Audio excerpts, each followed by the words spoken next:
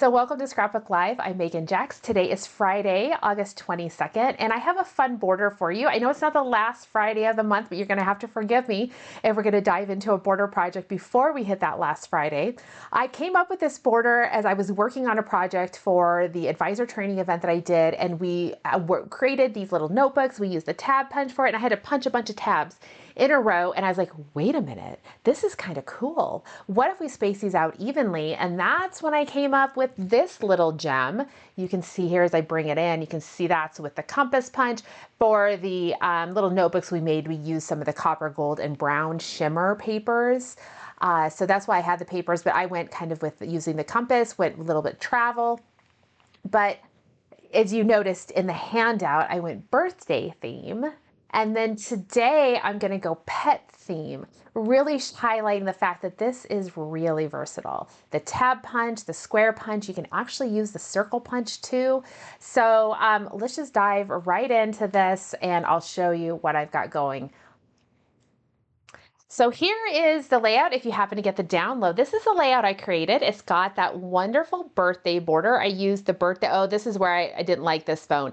I cannot get it to, it does not want to focus. So guys, just as a quick note, I am using a different device here. So you're gonna have to, I may have to work with this a little bit. I'm so sorry. I knew there was a reason I did not like using this phone. So we'll see if I can get this to work right. I may not be able to come in close with things because it doesn't want to adjust focus. Anyway, we have the border over to this side. We've got our layout. This border is really versatile. You can use it on a single page, double page. It can go horizontal. It can go vertical. You can use it in multiple ways. You can cut it in half if you want to use a couple sections, or you can cut it in kind of like thirds even if you want to use some different pieces, maybe a big piece and a little piece. So that's the thing to go. I will walk you through making this layout. The instructions are on the handout. Down here in the lower corner, there is instructions on making the sample layout with all the measurements, but really the focus is going to be on the border. So let's jump in to what we're going to be using today. As I mentioned, I am making a border for my cat because she doesn't have enough already made for her. Let's make her some more. And I'm using the Perfect Kitty Cat collection. And it's really fun about that is they introduced some new cardstock colors. We have the caramel, and this is the cornflower blue. I'm pretty certain cornflower is the darker. And they work so well. But I ended up actually bringing in the Starry Night shimmer because I went with Lagoon shimmer because I really wanted that kind of aqua color. So even though cornflower goes really well, I'm going to bring in the shimmer papers to make my little embellishment. You can see, well, out of focus, you can see I used the paw punch. So let's dive into this. And the first thing we are going to do is we need to take a look at our tab punch. And we are going to be marking the back of this. Now, again, it's not going to focus. I am so sorry. I'm going to have to work on that. But you can kind of see very fuzzily. See, we have a solid line there in the middle. That's the middle of our tab. And what you can do is when we put our paper in, that tab gets, that middle point gets covered up. So when I put my paper in, I can no longer see the middle. I can't see that line. So I need to transfer that center point to the outer edge of my punch. And so what I used is I used a Sharpie. I don't have it, I don't think I have a Sharpie in here, but I did use a black Sharpie, and I just transferred the mark on the metal above and below the punch area. So what you'll want to do is you can even open your punch, and then that's going to let you put those lines there real easy, and you can see what part of the metal is still showing when you have your punch open. You'll want to have those lines marked. So what we need to do is we need to start off with whatever we're going to use as our punched piece of the border. My background piece is going to be this word paper out of the Perfect Kitty Cat. I am going to punch the caramel. I think that's going to look really nice. And then I will make some squares out of the pink. And then this piece of pink is actually going to have the big kind of diamond on my layout. So I'm going to set that to the side. I'm going to clear out some of these pieces. I really just want to focus on this caramel piece of cardstock. And to get started, what I need to do is I'm going to put my cardstock on my cutting mat, and I need to mark a line.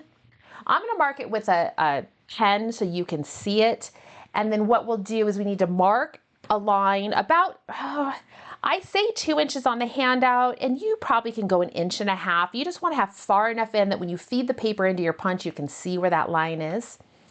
So I'm going to go ahead and mark this every odd numbered inch. So 1, 3, 5, 7, 9, 11. And I'm going to put a long line there.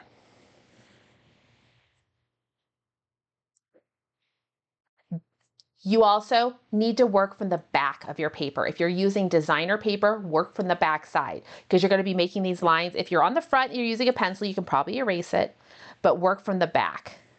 It will also give you a cleaner punch because we will be flipping the punch over. Oops, I did that one. This is the 11. I didn't go over to the 11. So you can kind of see there, I have 1, 3, 5, 7, 9, and then I messed up. This one right here is 11. Now it's really easy. This next part is very easy. We've made our alignment marks, so we know where to go. I'm going to feed this in, and I am going to line up my black line, or my marks on my paper with my line there. And here you can see, again, I apologize that it's not wanting to adjust the focus. Right there, it's lined up. You also want to make sure you have fed your paper all the way to the back. I was struggling a little bit with, not sure if it was the paper I was using, it was catching a little bit, not wanting to seat itself all the way to the back of the punch, and that's really important. And then once you get that in there, it's seated all the way to the back, it's lined up, you can punch. And then you just proceed to work your way down the paper. Always flip your paper over when you punch. You want to make sure any of those punch droppings fall out. You don't want to punch up. This one doesn't matter so much, but if you have a really delicate one, you don't want to have all that debris falling back into your punch. So turn it over upside down. You will have these lovely tabs that you can incorporate into your layout. You can save them. You never know.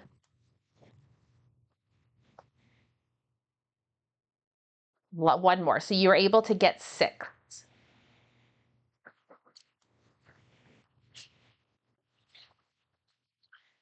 There we go. I've got the nice, all lined up, nice and spaced out. You can see they're nice, evenly spaced. And what we get is kind of a nice little, again, oh, I'm so mad about that. You can't see it. It has that nice little decorative element there, which is really cute. I think that's actually kind of a showcase of this piece, is that element there that is just a little bit decorative. So what we need to do is next we are going to go ahead and trim this down to size. Now this, because we have to seat it all the way to the back, we end up with kind of a wide strip over here, and I think it was a little wider than I wanted. So what I ended up doing is I do trim some off of the left or the right edge, so to the right of the punch when our papers face this direction, and then we're going to rotate things around and we'll punch off the other side as well so that we have a nice clean, everything's all nice and clean. So let's see, the first thing we're going to do is we do need to trim it, and I give you those directions. It's listed on, we're all the way to step 5. Now, one thing to note, there is a spot on here on your trimmer where your, it's right here. I know it's going to be really, because again, it won't focus. That so makes me so mad. There is a spot where kind of this dull matte plastic meets the shiny bed that has the trimmer measurements on it. There is like a little groove there. It's not really a line, it's just a groove. You can see where the two pieces meet. That's where you're going to line up your paper. You're going to line up this edge. So this one right here. It's going to line up with that plastic, that little groove, and that's going to give you your space. I am going to, oh, I do have, my cutting mat is getting a little rough. I'm going to switch it over to get myself a new fresh spot. And I'm going to line up that inside edge of my tab punch where I punched out with that little groove, that the line that's between those two types of plastic, the dull plastic and the shiny plastic. And I'm going to go ahead and trim. Now this, you're going to have to be careful. if you've got a lot of flexibility in here, so you might need to go slow or practice. I should always give the disclaimer at the beginning that try this with scrap paper. Give yourself the chance to work out the measurements and make sure you understand the punching. So if you're working with your pretty paper right now, just note that this particular cut in here might be a little bit tricky. It shouldn't be too bad, but we're going to go ahead and trim this down.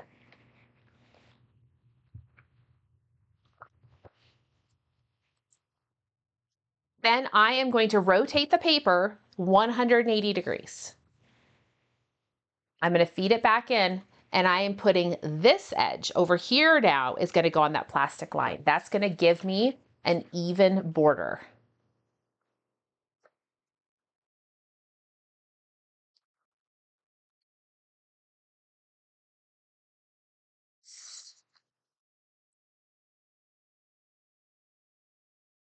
And that one cuts a little bit better because you've got the solid piece over on this side. So here we go. We've got our big piece here. I can put this to the side. It's scrap. And I'm done with my big trimmer for a little bit. Actually, I take that back. I'm not. I need my big trimmer back. We do want to cut our base piece paper of here. So the piece that I want to go under in my sample in the birthday, it's that designer paper, that really pretty striped designer paper. So that I'm going to use, I already mentioned I was going to use this paper with the words from the Perfect Kitty Cat. And that piece we're going to cut to about 2.5 inches wide. You have a little wiggle room here. 2.5 means that the die is the measurement from point to point on the squares. When the squares are turned on their sides, it is point to point. So if you want it a little bit wider, you can have more of that border sticking out on either side of your squares. If you want it, if you don't want to go too wide, you can keep it at that 2.5, and it'll be a nice and even with those squares. But I think this sample here, I think I actually cut close to like 2 5/8, maybe not quite 2 3/4. So you got a little bit of flexibility in there, depending on how wide you want your border to be. But I'm going to go with 2.5. I like that size. I don't need my borders to be super wide. I want plenty of room for pictures. So 2.5.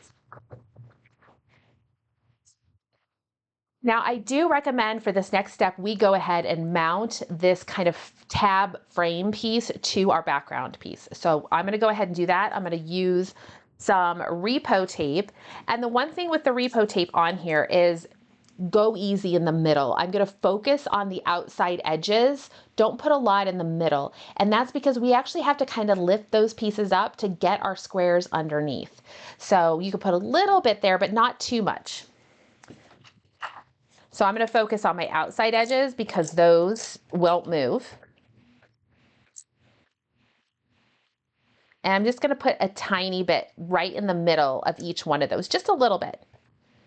The reality is I think they get squares pushed under them, so they don't make the contact with the paper anyway. And then this just gets put right down the middle. You can kind of eyeball it right down the middle of your paper, of your background piece. Now, of course, with borders, if you find you wanted to use that really pretty paper here and you feel like you need another separation piece, I could always put another piece behind it. If I feel like I want to go a little wider, you got lots of ability, lots of flexibility options.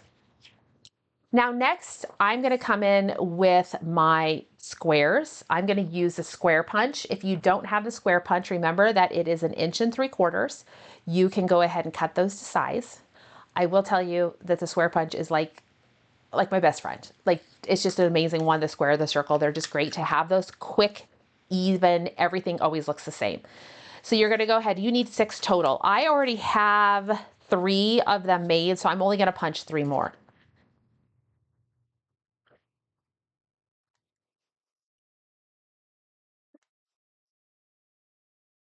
I would recommend a more tonal piece here. And the reason is for that is because we are going to be putting a decorative punch on top of it, and having a little bit more of a solid tonal base to this gives that punch a chance to shine. It's not competing with a background piece. I see a note from Sherry asking what's the name of the small blue mat, and it was a silicone mat. It's a 5x13. It was part of a silicone mat trio. They don't have them anymore. I'm sold out of them. You might be able to find them on the ISO boards, but it is really handy. But it's a silicone mat, and it just makes it so that my repo tape doesn't stick. When putting these in place, what I found was I came in and I put just a little bit of repo adhesive. I mean, you don't need a ton of adhesive with these things. You just need, and I just put it on each piece, on the back of each piece. And then use your cutting mat to help you line these up. You're going to come over to the edge and you're going to line them up at the same measurements that we use to draw, to make the center, to center our tab punches. So 1, 3, 5, 7, 9, 11. Those are where the outside corners here are going to line up. So it's easy to make them nice and straight. The first one you put in will stick out the bottom. You'll be able to trim that off with scissors. And I just kind of space these in. I didn't put a lot of pressure. I just focused on getting them in place because you do need to kind of get them under your the little tabs here, and you kind of have to wiggle them around to get them in. I would say you kind of just get them into place, like work to just get them wedged in there. And then what you can do is you can work on getting them completely placed on the mat. But I'm just going to like toss them in there, and then I'll come back and fix their placement after I get them put into place. But you can see here why it's really helpful if you do not have a lot of adhesive underneath those sections between the tabs. Now I made some of these ahead of time because I wanted to do the two-tone, but now I'm a little nervous that they're not gonna peek out over my tabs the way I wanted. So we'll see if I can get them wedged in without having too many problems. You can also put a strip of adhesive directly on that background, and that may actually be easier. Yeah, I would say don't try to pre-decorate the way I did with the paw. Go ahead and put your pieces in first and then put your embellishments on top, because you do have a little bit of overlap. In fact, the paw is going to cover up a lot of that kind of fun detail, but it's all good. A lot of flexibility here. You make it the way, experiment, find out what punches work really well, what punches don't. It's still a cute look, even if you do kind of cover up a little bit of that decorative detail. And one more.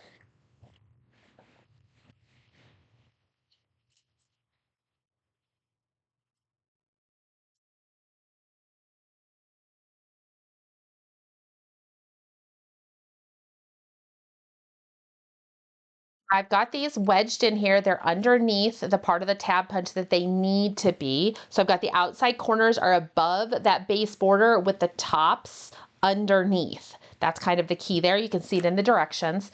Now I'm going to bring this back over to my cutting mat, and here's where I'm going to do all of my alignment. I'm going to make sure that my very first one at the bottom lines up at 1 inch. Corner to corner here is at 1 inch. And then I'll give it some firm pressure, making sure it's all, centered side to side, because mine is 2.5 wide, so it means point to point. This next one, I need to raise it up a little bit. I'm just slightly below the 3. So I'm going to bring it up to that 3 on both sides and give it firm pressure. Same thing here with the 5, 7. I'm a little twisted. I'm going to see if I can get that realigned. 9, I look pretty good. And then 11, I also look pretty good. So then I do have the things that overhang. I will just grab my scissors and trim that off at the top and the bottom. So and you can kind of see how that's going in there. This would be a cute, even if you've got the paw print, it is sold out with Creative Memories. I am so sorry, but I just love it. I've got the blue vibe going on here, so it's making me think Blue's Clues, which, so if you have Blue's Clues fan. I don't know. Is that even a popular one anymore these days with the kids? Um, and I've got my paw punch, or my paw, and I did it in Lagoon Shimmer. So I'm going to go ahead and use my repo and put that down. I did decide to come in and put all of those additional the opposite colors in my punch. It's just a little added detail I think is cute. You can mix and match with your punches, how you want to do that. Mix and match your punches. I could have come in here with a heart. I could have come in here with a pet palace, which is like the dog house. If you're doing a dog, I could have used the fish and the watering bowl if I wanted to, but I'll be honest with you, my cat does not like fish. I don't know. We bought her food that has fish stuff in it, and she could care less. Or could not care less. She's like, whatever. She's like, give me my chicken. She's all about the birds. So there you can see, getting those added, and it just does add that nice dimension to go ahead and add those additional colors. I am not going to make you guys sit through as I work on getting all of these loose pieces in here. I would suggest if you are going to do something like this, that you would want to punch your detailed border over something like a tray or a plate where you can capture those pieces that fall through. So I could come in here and punch a paw punch, and it deposits all the debris in here. And then of course the paw itself. So just a word to the wise, especially on something like the paw punch where we've got a lot of little pieces. So now it's time to go ahead and move on to the page itself. And this is just a sample idea. I was using the Birthday Bonanza, so I didn't have a lot of materials left to expand this out into a 2-page layout, but you could easily duplicate this over into a 2-page. You could make yourself a companion page where you just maybe have the different photos that's very simple, and let all this shine over on one page, and the other side is just all about the photos. These are 4x4 mats, so you could peekaboo pocket all of these if you wanted to. You would just need to make sure how you do your overlap, that you allow for any flipping. This piece here is a mat. If I need to, I will peekaboo pocket this to put more photos in there. But to make this layout, you do want a base page. I have a piece of designer paper from the Perfect Kitty Cat. It's got the cats on it, little cat silhouettes, kind of a dark blue, matches that Starry Night shimmer. And that's going to be my base page. My paw punch is going to sit over here. It pops really nice off the page. And then I do want to have that diamond. Now, if you see here, I mimicked the diamond as the same as my square. So I have an 8x8 piece, and I realized a little too late that I wanted to use that pink. And so what happened is I had already started punching off of the piece, but I realized it before, and I cut an 8x8 square, and this is the piece that's going to tuck under.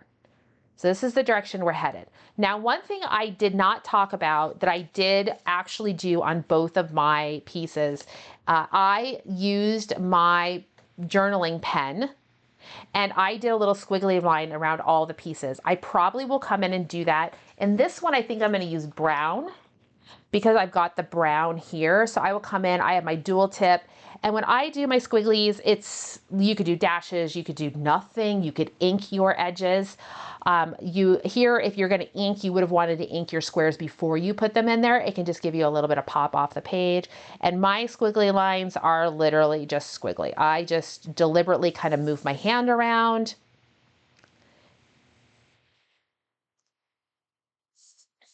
I've done this before. It's kind of a fun thing. We're seeing a little bit more. There's been some of the blog contributors are doing it a little more often. It's a fun way to kind of frame things out. And then here on my little paws, I should have done it before, but I will probably come in and add that because it does add some nice dimension. It's faster than inking, in my opinion. And I'm not an ink person, so I don't have a supply of like the chalking inks or Creative Memories. You guys have seen it. They're gonna have inks. I'm gonna tell you, I'm not sure if I will ever have a Scrapbook Live where we're using the inks. It's not my jam, but I'm sure there will be plenty of ideas using it. And you just kind of give those squiggle lines in there. So I'll finish this one, then we'll keep moving on with the background page.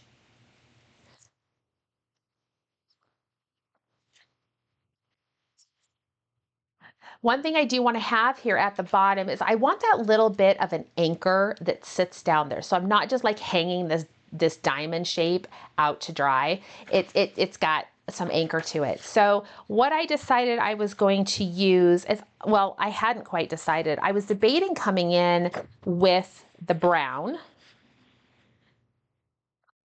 My mats are going to be, I know they're going to be the Starry Shimmer and the Lagoon.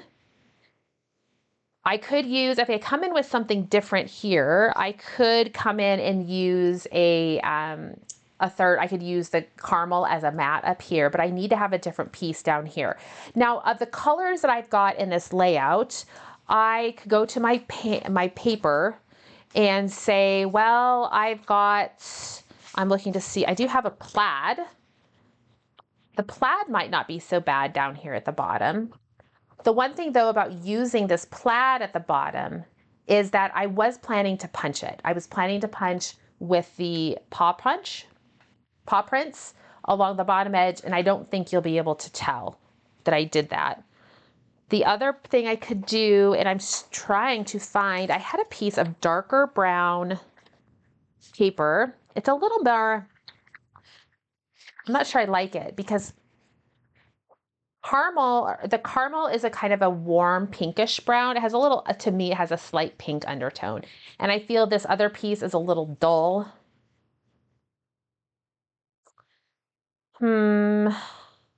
I think I'm going to go with the brown the way I was going to go with the brown, but what I'm going to do is I'll do my mats a little bit differently. I'm going to stick with the brown. I just won't use the caramel in my mat.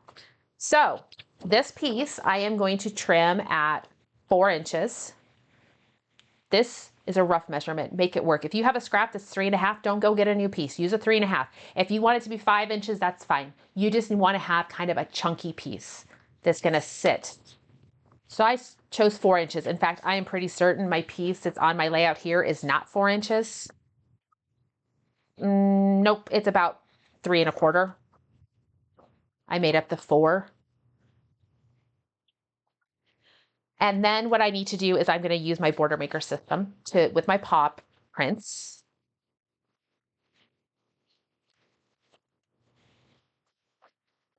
And I'll go ahead and punch the bottom.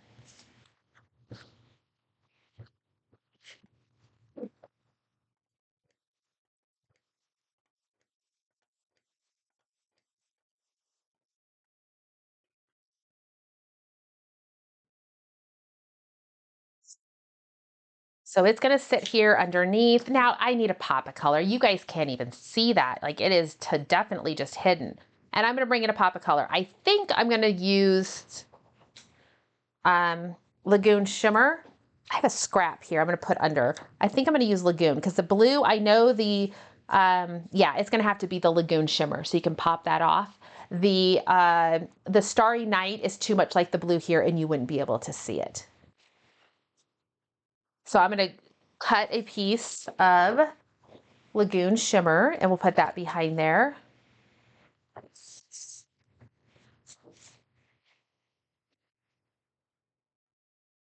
I need my little cutting mat or my little silicone mat. The great thing about this, I mean, is for those of you who have it and you know that it just lets that repo, doesn't stick to anything. Put that repo on there, put this on, and we'll be good. I think I'm going to trim this up a little bit. I have a little bit where my piece is sticking out. What are you guys thinking of these new colors? I wasn't sure, but these colors, I mean, aside from the plum, go really well with Perfect Kitty Cat, which I know you kind of have to have a girl cat to appreciate Perfect Kitty Cat, but I was excited about it. And then, of course, they just go really so beautifully with the Croptoberfest collection. The plum is really, really nice. The positioning is all up to you. I give you some rough measurements and ideas on where to put things, but you do it to your heart's content. If you want more of this to show through, you put this on top and that can be below. You make it how it works for you. I could see this being really cute if you wanted to come by with some really small photos and through here, might work perfect. Since I was using the 4x4s, I wanted to have a little bit more of the chunky square on top. So this piece, I'm gonna go ahead and lay down, let's grab my regular adhesive. Remember, when you use the gun, you don't need to use a lot. I still see, and I find myself using more now that I have the gun. I'm like, man, I've got so much refill. I could just, the tape, I could just make it go forever and just cover it all, but you don't need to. It's still the same strong stuff. You don't need to use a ton, dab, dab, dab, and you are good. It's at the bottom. I don't know where, somewhere at the bottom. This next piece, again, using the jumbo refill, just putting some pieces on here. You don't need a lot. Now I am gonna make sure my background is lined up on my cutting mat because I need the 6, 6, 6, and 6 to line up my corners. Now I don't have a corner over here, so I think if I do 3 of them, I should be fine. We can, if I get 3 of the 4 in place, that'll be even. And then this sits over here like such.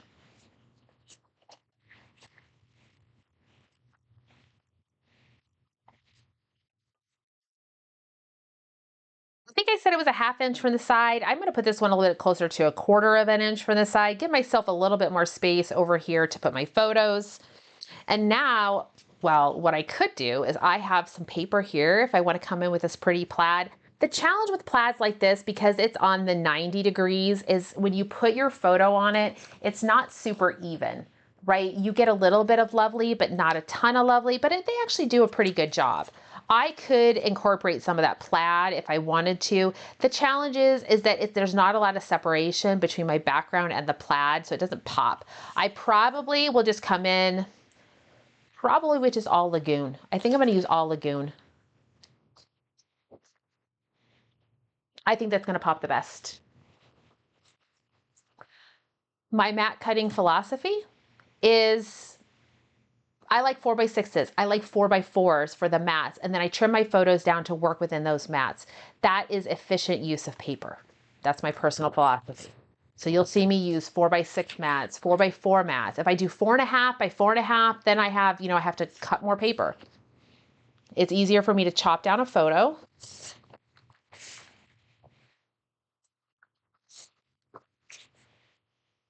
There we go. So I've got 3 4x4 mats. They're gonna sit in like such. You can put them on however your heart's content is. I've got lots of space up here. I could come in with another mat, another 4x4 if I wanted to, if I feel like I need to have more space. I'll cut another one. I've got like gobs of pictures of Kitty. You could peekaboo pocket them. I could put in a 4x6. So I do use the squares, but you could come in with whatever size works for your photos. But you can see here, I can offset them a little bit if I'm looking for just a little bit of a different orientation. I've got some space down here to be able to write in some journaling, add some embellishments.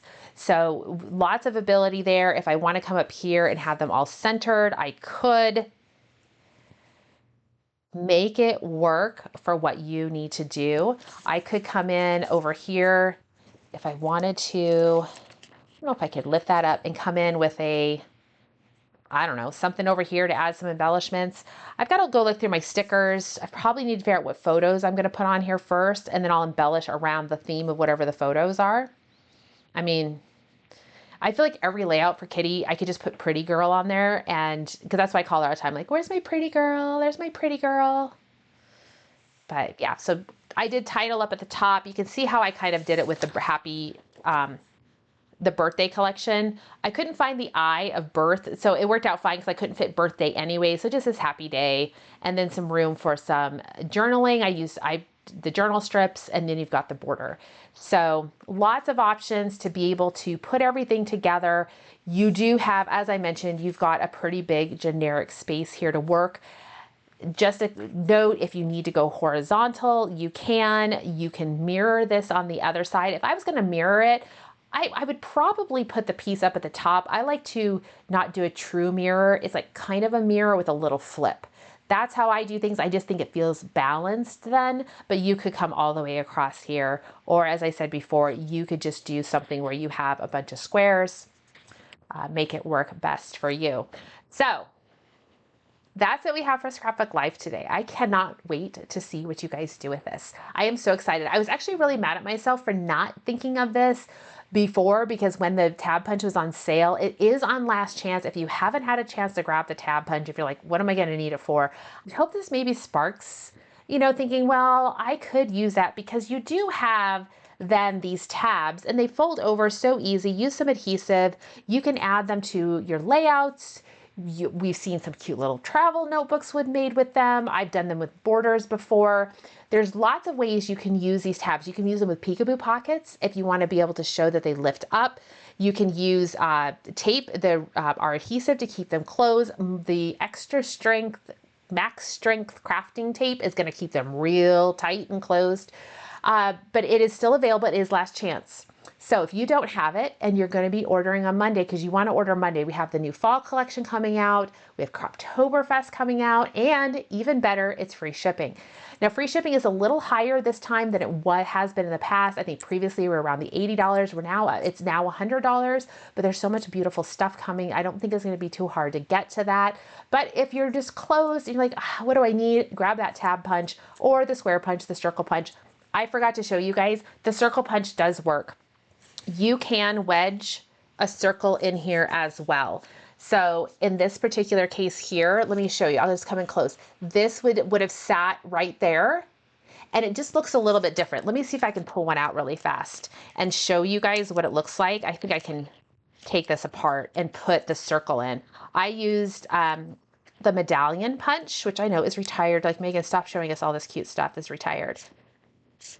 But you can see the circle looks glam too, right? You could use that circle in there. So if you don't have the square, or you just need something that's not quite as geometric, you can use the tab or the circle punch in there. I probably would dial in this outer border a little tighter, because you can see there's not as much that it overlaps, but you can still have that, but maybe a little tighter, or it's just not quite as intrusive.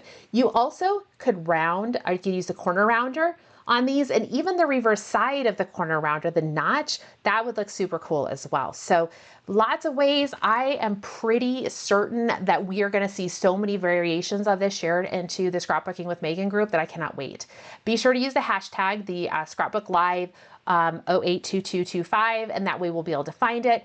I do see a question from Laura asking where to get the journal strips. They are the sticker strips from Creative Memories that are like the journal stickers. They're like sticker strips. And I cannot get it to pull up out of I know I have some, and they're not wanting to pop up for me. Oh, here they are. Creative Memories have these journals, and we have them in ivory, black, and white to go with these. So they're on there. They're the sticker strips. They're called Write On sticker strips. Like you write on sticker strips. All right. Thank you guys so much for hanging in there with me. I will be back next week. I will have a better camera, my other camera back, so I can zoom in and out or show you things up close. I'm not sure what the project will be. Tune in. I'll probably have that figured out Monday or Tuesday. I'm not much of a planner sometimes in that regard, so we will see. You're always welcome to shoot me ideas, send me a message with things you would like to see as part of Scrapbook Live. If there's a particular blog post that you would like to see demoed, or show some alternate options, like for tools and collections to use for a blog post, or just a special tool that you just like to see some more ideas with, I will see what I can work into the schedule. All right. Oh, Kristen has a really good idea, alternating between the circle and the square.